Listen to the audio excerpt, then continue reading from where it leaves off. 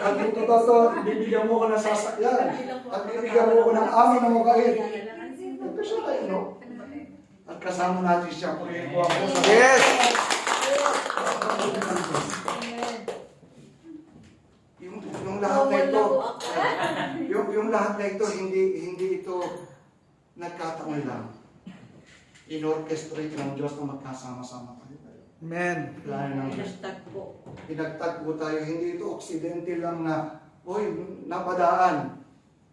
Lahat ito ay pinilala ng Diyos. Yes. Mabiling natin yung totoo ng mga kapatid na nagpalakas sa atin. Kasi one time dadaan din tayo sa pagsubok ni ate, no? Na gano'n. Alam na natin ngayon kung paano. Alam na natin kung paano. Lulusot tayo ng mga bagay na yun. Alam natin na itatawid tayo ng Diyos. Amen. Pag lang tayo susuko, huwag natin iiwanan ng Diyos. Ang sabi dito sa 1 Timothy chapter 6 verse 6, for godliness with contentment is great gain. Amen. Pag kontento ka sa buhay, yun yung panalo mo yan. Yung lagi ka maging kontento. Kasi greed is the opposite of contentment. Yung pagiging, ano ba yung greed? Ang pagiging swapang, sakim, no? Yan yung opposite ng contentment. So, ito isang bagay na tinuturo sa atin ng Diyos. Yung bagay na kung saan mapagbigay tayo. Kasi sabi ko nga, maaari nasa atin yung kayamanan ng buong mundo. Anytime pwede tayong pumili ng Diyos. Anong mangyayari? Sabi nga, kuminsan nga, ang dami yung kayamanan, ano mo, pag-aawayan lang yun na maiiwanan mo. Di ba? Sa dami mong kayamanan, baka mag-away-away lang yung mga magulang, kapatid, kaibigan. Di ba? Pero hindi ko na sinasabing masama yun, pero ang sinasabi ko lang is, huwag natin masyadong yakapin yung mga bagay na yun. Yung mga material things, no? Kasi anytime, pwede tayong kapunin ng Diyos. At lahat nung yan, iiwanan mo lang yan. Sabi nga sa aklat ng Diyos, naked I came from my mother's womb, naked will I depart. Ubad akong dumating dito sa lupa. Di ba nung pinanganak tayo, ubad wala naman tayo kahit ano, ubad din akong babalik. Pagbalik natin, wala rin tayong dadala kahit ano. So, huwag natin masyadong yakapin yung mga material na bagay dito sa mundo. We work para sa, hindi lang para sa atin, we work para din doon sa ibang tao. Yun yung gagawin natin. Para yung daloy ng pagpapala, walang hinto. Kasi pag sa inyo lang, hihinto na yan. Hindi na, para bang pag nakaganon ka, sabi, di ba pag ganon, masyadong mahigit sa pera, yun yung ibig sabihin nakaganon. Sabi niya, paano ka sasalo ng pagpapala kung nakaganto ka? Bakit nakaganon, di ba? Sasalo ka ng pag-blessing, so dapat yung bigay, dumadalo. Yes. Hindi nakatikom yung kamay. You give it to others, no? Para yung blessing, lagi mo nasasalo. Amen. Hindi mo masasalo yung blessing pag sarado yung kamay mo. So, ganun ang Diyos, ganun mag-work ang Diyos. So, ano man yung meron sa atin, lagi nating isipin yung iba.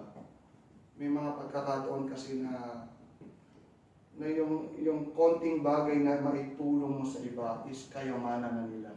Maaaring sa atin, sobra-sobra lang yun.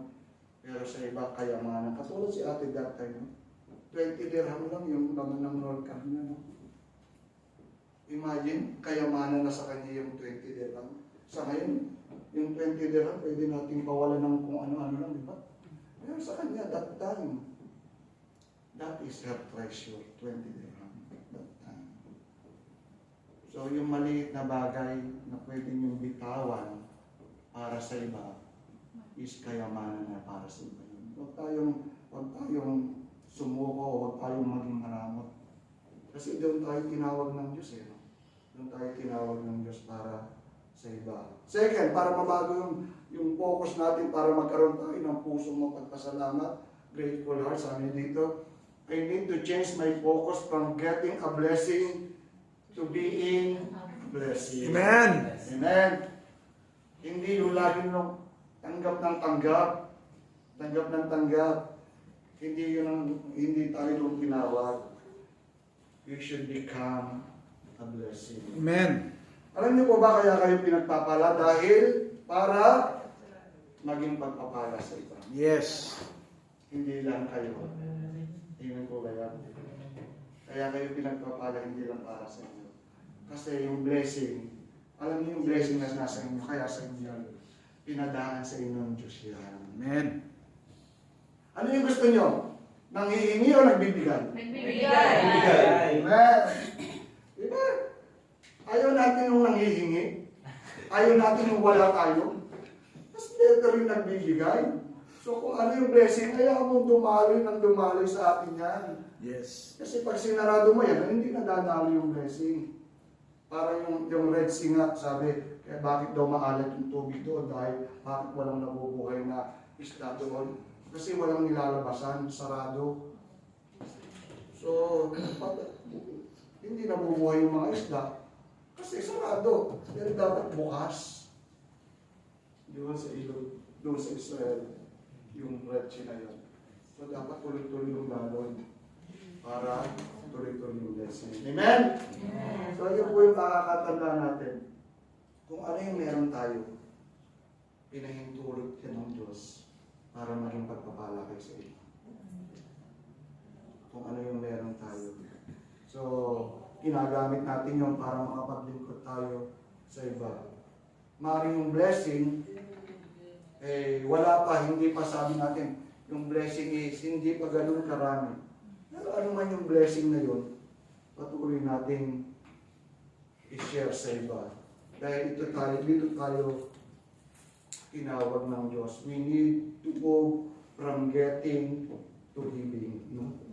Giving our resources, our energy, hindi lang naman yung material. Yung ating